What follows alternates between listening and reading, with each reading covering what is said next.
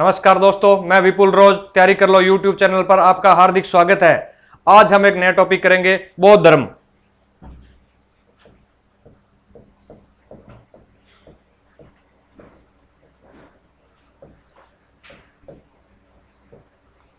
बहुत ही आसान टॉपिक है, इसमें से बिल्कुल इजी क्वेश्चन आता है, फिर भी वो अपना गलत हो जाता है। 6ठी शताब्दी ईसा पूर्व में ब्राह्मण कर्मकांडों के विरुद्ध बौद्धिक धार्मिक आंदोलन हो रहे थे और बहुत से संप्रदाय और बहुत से धर्म विकसित हो रहे थे। उनमें जो प्रसिद्ध हुए वो थे बौद्ध धर्म और जैन धर्म। बौद्ध धर्म के संस्थापक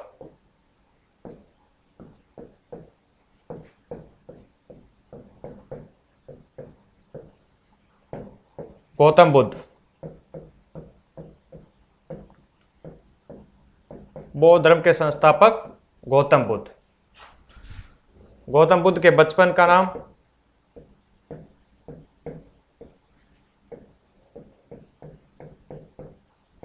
सिद्धार्थ।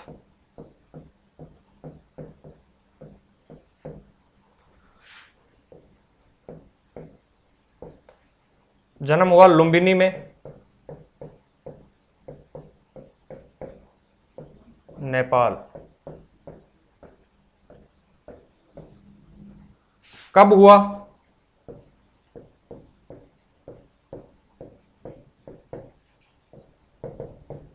563 BC।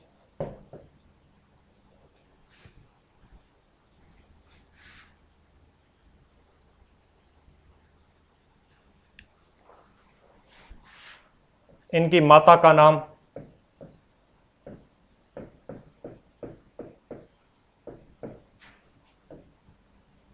महामाया, जो इनके जन्म के 7 दिन बाद इनकी मृत्यु हो गई। मौसी या सौतेली मां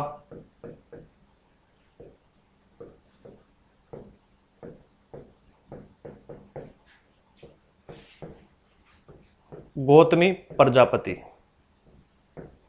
गौतमी प्रजापति जिन्होंने इनका लालन पालन किया। पिता का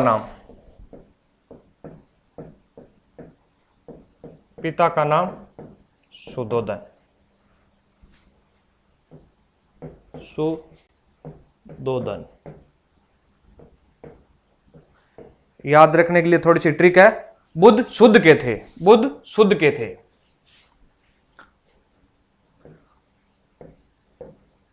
कुल था इनका शाक्य कुल। शाक्य कुल। कुल इनका था शाक्य कुल। गोत्र गौतम। गोत्र गौतम। अभी आपको लगता है सर ये तो आसान सी चीजें हैं, इनमें क्या क्वेश्चन गलत होगा? जैसे इनकी पत्नी का नाम यशोधरा। पत्नी का नाम यशोधरा और पुत्र था इनका राहुल। पुत्र था राहुल। अब इसमें गलत क्या होगा? गलत 2 ऑप्शनों में आप फंस जाओगे, जैन और बौद्ध में। जैसे पूछ लिया महात्मा बुद्ध की पत्नी का नाम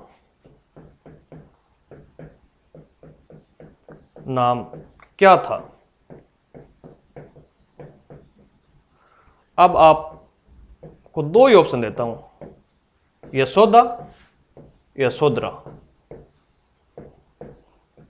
वहां पर अलग करना बड़ा मुश्किल हो जाएगा इन दोनों को,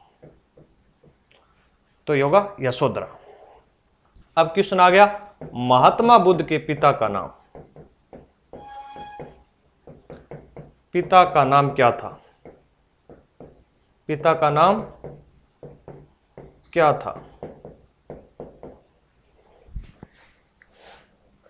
एक आएगा लिखा होगा सुधोधन और एक ऑप्शन सिद्धार्थ।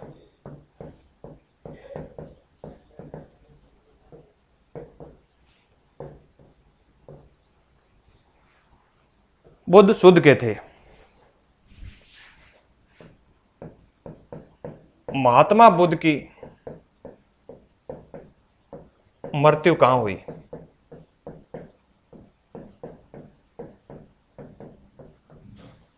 एक ऑप्शन होगा कुशीनगर, एक ऑप्शन होगा आपके पास पावपुरी, पावापुरी।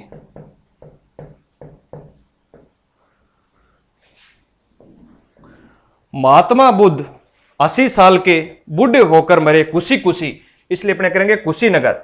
वैसे ये दोनों किस महाजनपद में पड़ते हैं? मल महाजनपद में पड़ते हैं, मल महाजनपद में पड़ते हैं। क्वेश्चन आ जाएगा महात्मा बुद्ध की मृत्यु किस महाजनपद में हुई? तो मल महाजनपद में।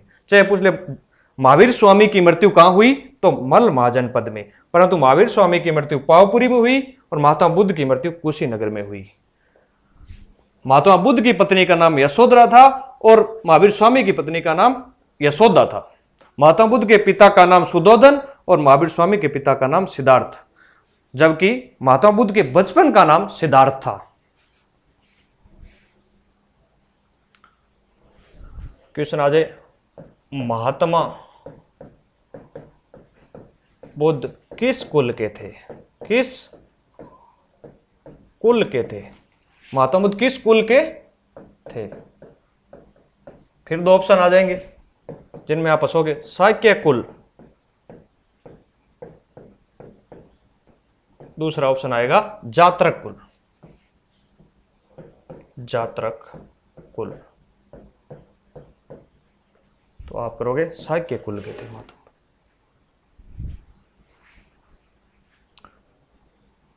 बहुत आसान क्वेश्चन होंगे पर डबल में गलत हो जाएंगे। डबल में जब सही निकलते हैं क्वेश्चन तभी सिलेक्शन होता है। कौंडिन्य नामक ब्राह्मण ने, कौंडिन्य नामक ब्राह्मण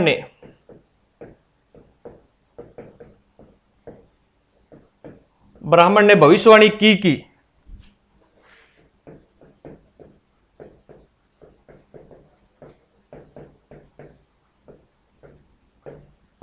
या तो महात्मा बुद्ध चक्रवर्ती सम्राट बनेंगे और या सन्यासी।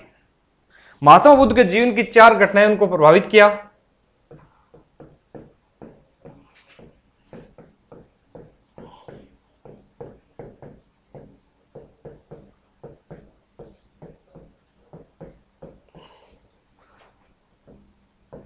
वो है वृद्ध व्यक्ति, वृद्ध व्यक्ति, बीमार व्यक्ति, बीमार व्यक्ति, मृत व्यक्ति,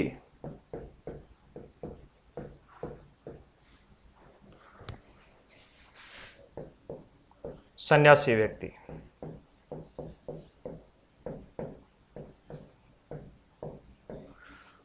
महात्मा बुद्ध जिनसे प्रभावित हुए वो थे क्या? वृद्ध व्यक्ति को देखा इन्होंने, फिर बीमार व्यक्ति को देखा, मृत व्यक्ति को देखा, सभी दुखी थे, परंतु सन्यासी को देखा वो प्रसन्न मुद्रा में था तो वो प्रभावित हुए।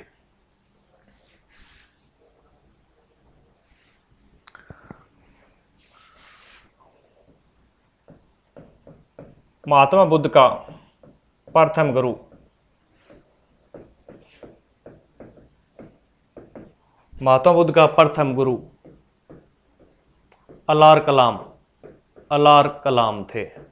महात्मा बुद्ध का क्वेश्चन आ जाए प्रथम गुरु कौन थे? अलार कलाम, जो सांख्य दर्शन के आचार्य थे, जो सांख्य दर्शन के आचार्य थे। महात्मा बुद्ध ने इनसे क्या? योग की क्रिया सीखी, योग की क्रिया सीखी।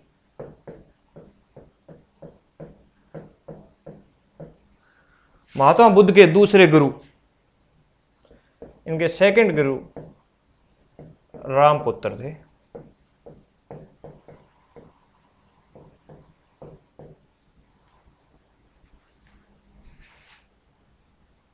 महात्मा बुद्ध ने 29 वर्ष की अवस्था में 29 वर्ष की अवस्था में ग्रह त्याग दिया, ग्रह त्याग दिया।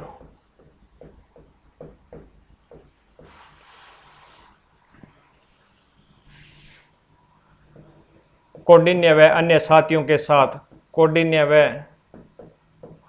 अन्य साथियों के साथ तपस्या, कठोर तपस्या की।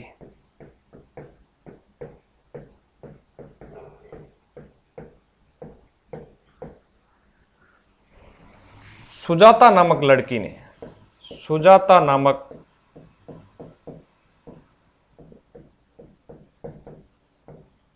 लड़की ने महात्मा बुद्ध को,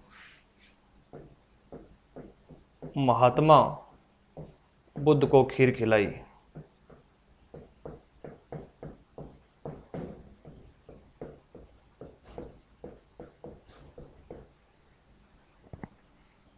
महात्मा बुद्ध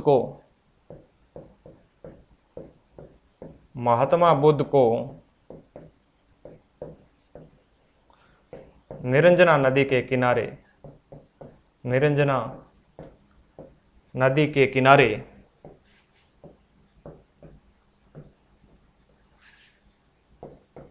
पीपल वृक्ष के नीचे, पीपल वृक्ष के नीचे ज्ञान प्राप्त हुआ।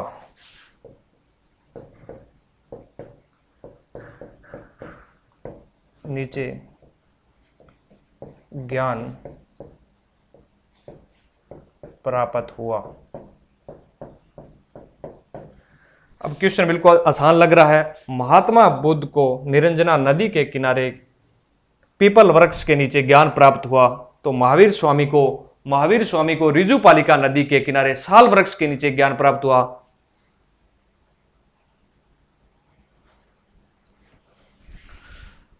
क्वेश्चन आ जाए, महात्मा बुद्ध को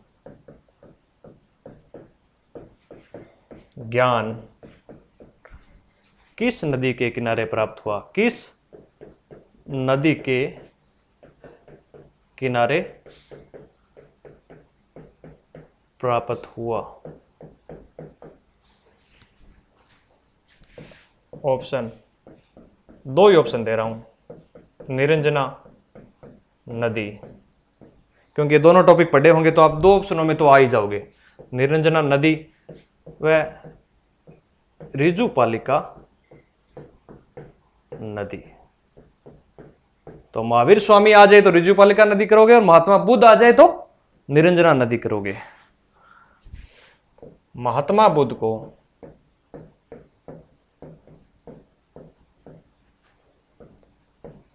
किस वृक्ष के नीचे, किस वृक्ष के नीचे ज्ञान प्राप्त हुआ? फिर ऑप्शन, पीपल वृक्ष या साल वृक्ष के नीचे, साल वृक्ष के नीचे। तो आप क्या करोगे? पीपल वृक्ष के नीचे ज्ञान प्राप्त हुआ। महात्मा बुद्ध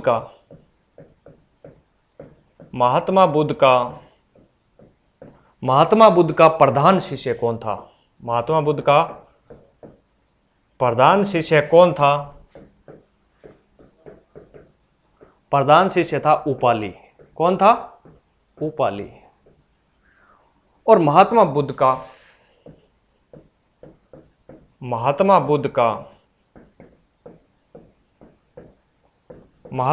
प्रिय शिष्य कौन था? आनंद था।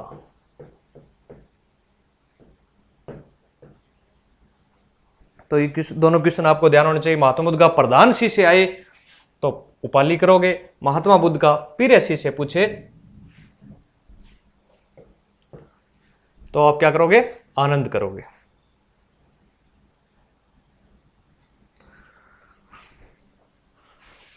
महात्मा बुद्ध से संबंधित कुछ प्रतीक। महात्मा बुद्ध से संबंधित कुछ प्रतीक। कुछ प्रतीक। महात्मा बुद्ध के गर्भस्थ होने का प्रतीक। महात्मा बुद्ध के गर्भस्थ होने का प्रतीक। गर्भस्थ होने का प्रतीक। गर्भस्थ होने का प्रतीक पेपर में आ जाए तो आप करोगे सफेद हाथी। सफेद हाथी। महात्मा बुद्ध के जन्म का प्रतीक। जन्म का प्रतीक कमल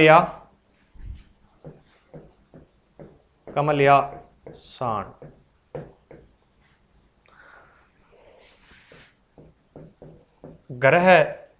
ग्रह त्याग का प्रतीक। ग्रह त्याग का प्रतीक घोड़ा।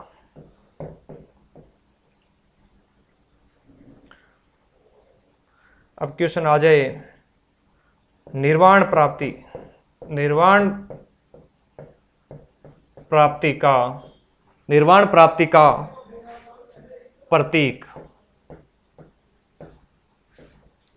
पद चिन्ह। पद चिन्ह।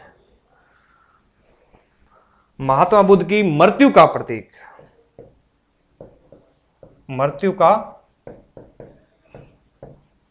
प्रतीक तो स्तूप।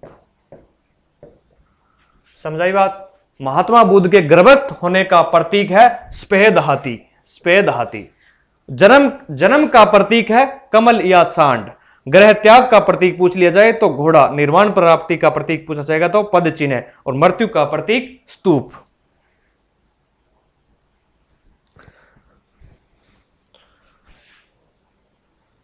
चार बौद्ध संगीतियां हुई है। चार बौद्ध संगीतियां।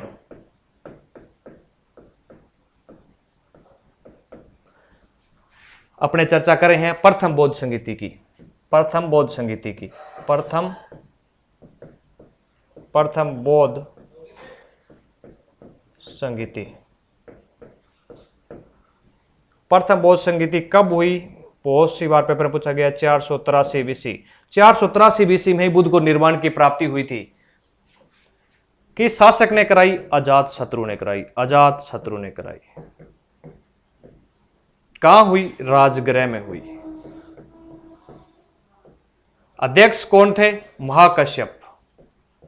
अध्यक्ष महाकश्यप। अजात शत्रु किस वंश के थे? हार्यंक वंश के। क्वेश्चन आ जाए प्रथम बौद्ध संगीति कब हुई? 483 बीसी में। एक क्वेश्चन। किस शासक के टाइम हुई? अजात शत्रु के टाइम हुई। किस वंश के टाइम हुई पहली बौद्ध संगीति? हर्यंक वंश के टाइम हुई। कहां हुई? राजगृह में हुई। अध्यक्ष कौन थे? महाकश्यप थे। इसमें क्या हुआ? सूत पिटक और विनय पिटक की रचना हुई। सूत पिटक व विनय पिटक की रचना हुई।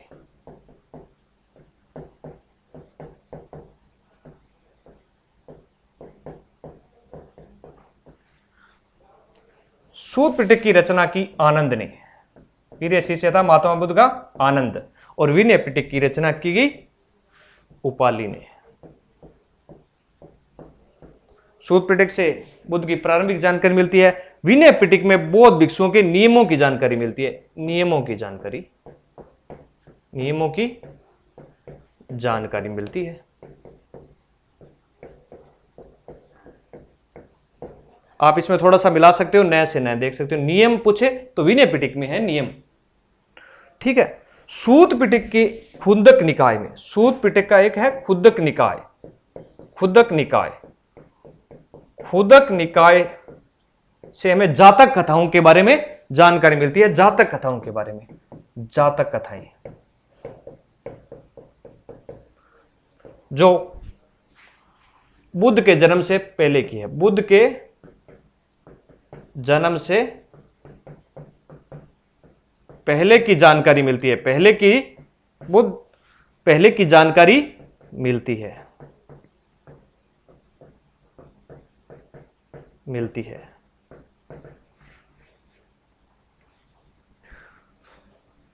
दूसरी बौद्ध संगीति,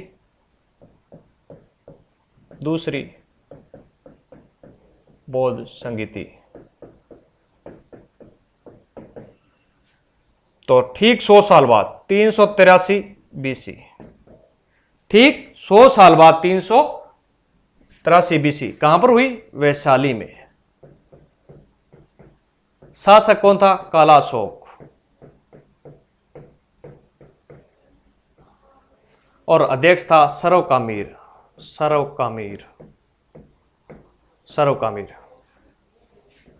काला अशोक किस वंश से था? नाग वंश से था।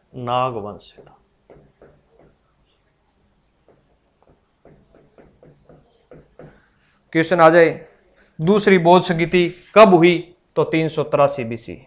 कहां हुई? वैशाली में हुई। शासक कौन था? काला अशोक था। किस वंश का था? नाग वंश का था। अध्यक्ष कौन था? सर्वकामिर था। इसमें क्या हुआ? बौद्ध दो भागों में बंट गया। बौद्ध संघ दो भागों में बंट गया।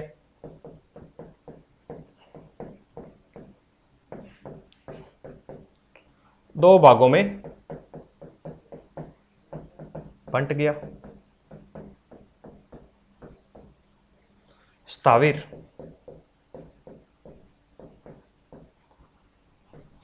वह महासांगिक। स्थाविर वह महासांगिक में बंट गया। तीसरी बौद्ध संगीति की बात करते हैं। तीसरी बौद्ध संगीति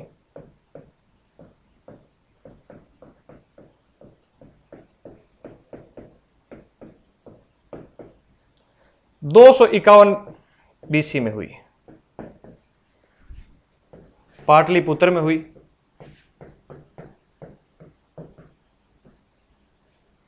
अशोक के समय हुई। अध्यक्ष था मोगलीपुत्तिस।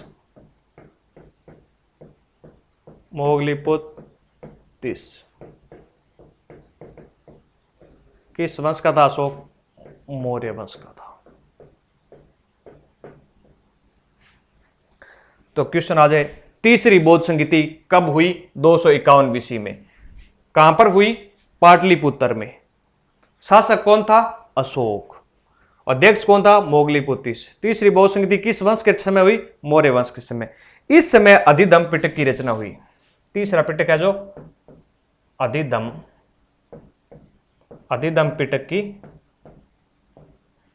पिटक की रचना किस में हुई? तीसरे में हुई। इसमें क्या? बौद्ध धर्म के दार्शनिक सिद्धांतों की जानकारी मिलती है। दार्शनिक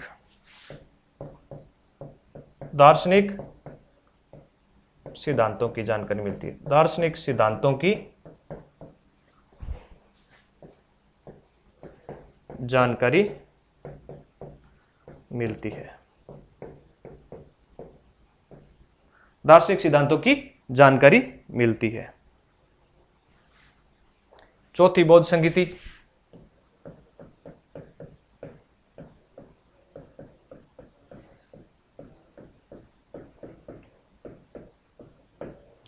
प्रथम शताब्दी में हुई। कब हुई? प्रथम शताब्दी में हुई। राजा कौन? कनिष्क। अध्यक्ष वसुमित्र। कहां हुई? कुंडलवन कश्मीर में। कुंडलवन कश्मीर में हुई। कनिष्क किस वंश का था? कुषाण वंश का शासक था। कुषाण वंश का शासक था। और उपाध्यक्ष कौन थे? ये तो अध्यक्ष। उपाध्यक्ष अश्वघोष। कनिष्क के गुरु का नाम? कनिष्क के गुरु का नाम नाम पारशव। अब बोर्डों की किताब में एक क्वेश्चन मिलता है, चौथी बौद्ध संगीति किसके निर्देशन में हुई? तो करोगे पारशव। चौथी बौद्ध संगीति के अध्यक्ष कौन थे? वसुमित्र। चौथी बौद्ध संगीति के उपाध्यक्ष कौन थे? अशोक घोष। चौथी बौद्ध संगीति कब हुई? प्रथम शताब्दी में। शासक कौन था? कनिष्क। किस वंश का शासक था? कुषाण वंश का शासक था। इस संगीति में बौद्ध धर्म दो भागों में बंट गया। बौद्ध धर्म दो भागों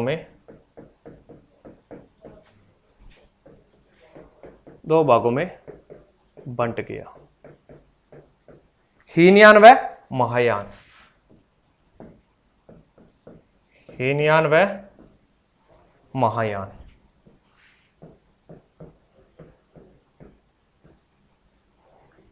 हीनयान और महायान में बंट गया।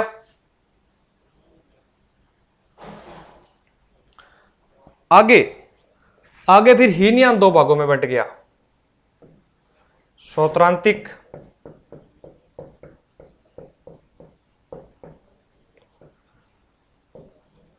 वैभाषिक।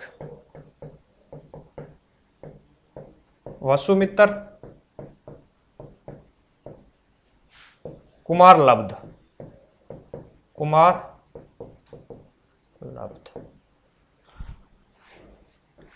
महायान भी दो भागों में बंट गया, विज्ञानवाद,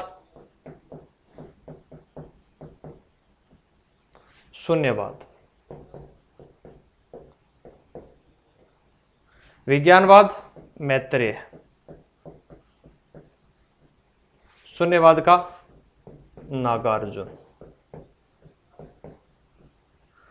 क्वेश्चन आ जाए, हीनयान और महायान कौन सी बौद्ध संगीति में बने? चौथी बौद्ध संगीति में बने। हीनयान किन में बंट गया? सौत्रांतिक और वैभाषिक में बंट गया। वैभाषिक के रचनाकार वसुमित्र, सौत्रांतिक के कुमारलब्ध हो गए, विज्ञानवाद के मैत्रेय और शून्यवाद के नागार्जुन। नागार्जुन ने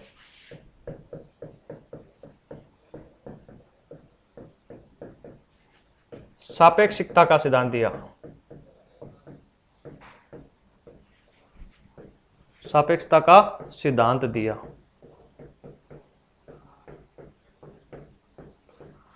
भारत का आइंस्टीन किसे कहा जाता है? नागार्जुन को कहा जाता है। भारत का आइंस्टीन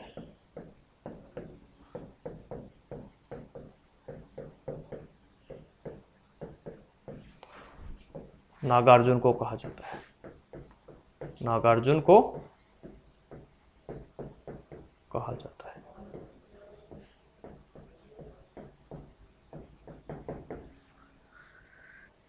क्वेश्चन आ जाए, शून्यवाद का जनक कौन है? नागार्जुन। सापेक्षता का सिद्धांत किसने दिया? नागार्जुन। भारत का आइंस्टीन किसे कहा जाता है? नागार्जुन। सभी क्वेश्चन पेपर में आ सकते हैं। हीनयान और महायान।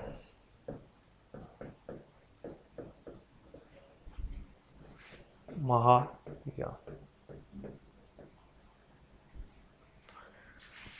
रूढ़िवादी थे, सुधारवादी थे। सुधारवादी थे, रूढ़िवादी थे, सुधारवादी थे। हीनयान व्यक्तिवादी थे, महायान मानवतावादी थे। मानवतावादी थे। बुद्ध को महापुरुष मानते थे।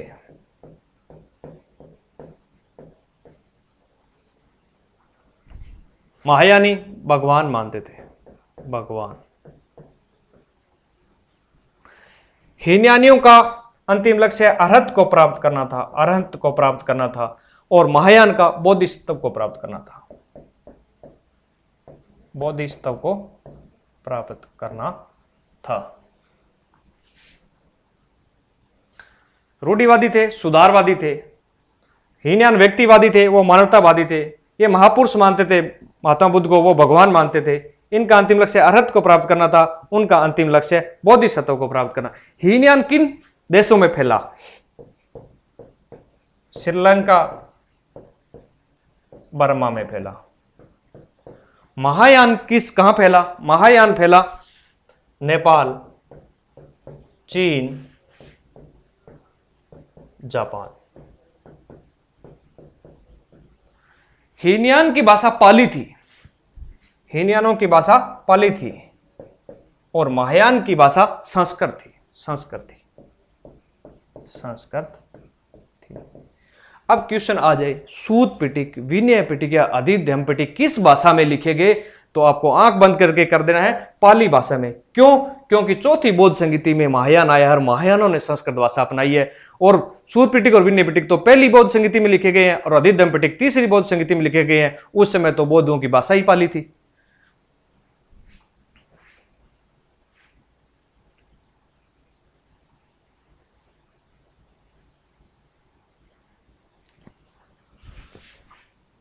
अब 2-3 क्वेश्चन आते हैं महाविनिष्कर्मण। महाविनिष्कर्मण, एक आता है संबोधि, संबोधि, एक आता है धर्मचक्र परिवर्तन, धर्मचक्र परिवर्तन, एक आता है महापरिनिर्वाण, महापरिनिर्वाण।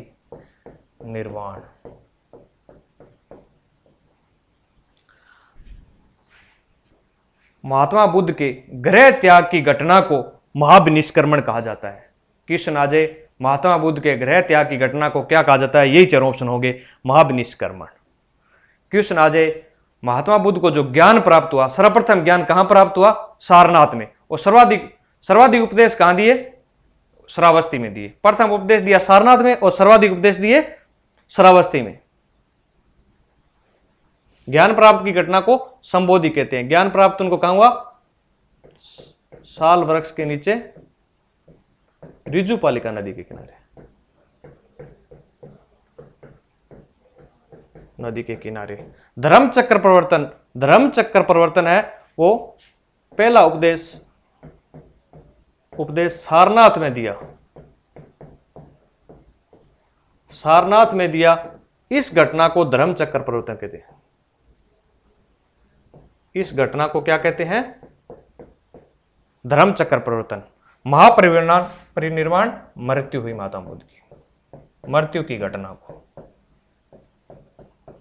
मृत्यु की घटना को। तो क्वेश्चन आ जाए, गृह त्याग की घटना को महाविनिष्कर्मण, ज्ञान प्राप्त हुआ रिजुपालिका नदी किनारे साल वृक्ष के नीचे, उसको, सॉरी एक मिनट, ये क्वेश्चन निरंजना नदी, निरंजना नदी और पीपल के वृक्ष, पीपल का वृक्ष। और धर्मचक्र परिवर्तन पहला उपदेश सारनाथ में दिया, और महापरिनिर्वाण मृत्यु की घटना को कहते हैं।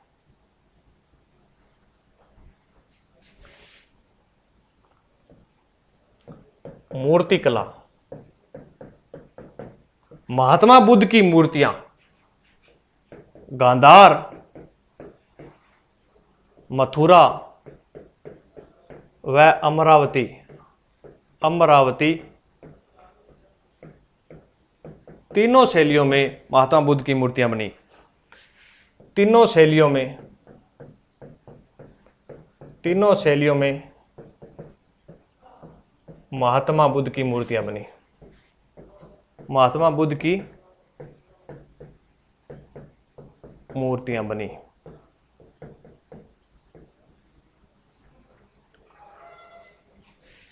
चैत्य,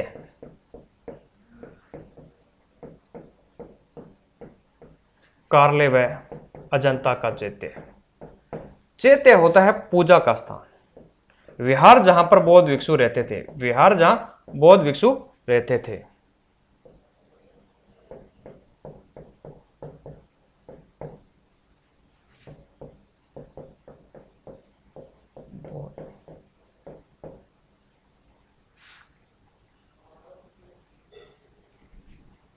चैत्य, कार्ले व जनता चैत्य, विहार, सारनाथ व बोध गया। मूर्ति कला है जो गंधार, मथुरा, अमरावती तीनों शैलियों में महात्मा बुद्ध की मूर्तियां मिली है। बौद्ध धर्म के पतन के क्या कारण थे? बौद्ध धर्म के पतन के क्या कारण थे? बौद्ध धर्म के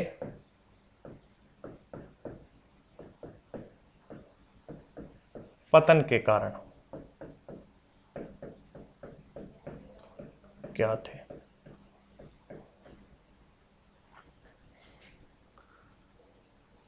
बौद्ध धर्म के पतन के क्या कारण थे। ब्राह्मणों ने क्या किया। ब्राह्मणों ने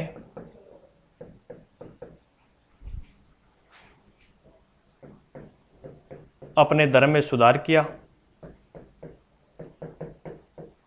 अपने धर्म में सुधार किया और बौद्ध धर्म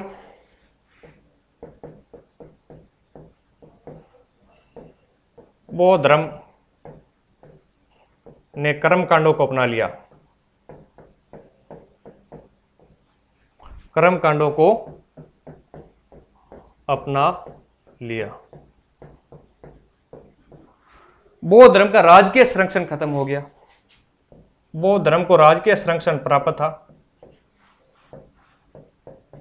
बौद्ध धर्म को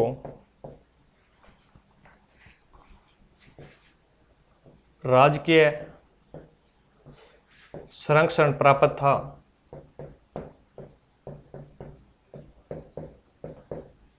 वो समाप्त हो गया। समाप्त हो गया। तो महात्मा बुद्ध की मृत्यु अपने 483 BC में पावापुरी में हुई। इसी के साथ अपना महात्मा बुद्ध का टॉपिक जो है कंप्लीट होता है। इसको आप ध्यान से पढ़ने के बाद सारे ऑब्जेक्टिव क्वेश्चन करोगे तो आपके सभी क्वेश्चन हल होंगे। जय हिंद, जय भारत।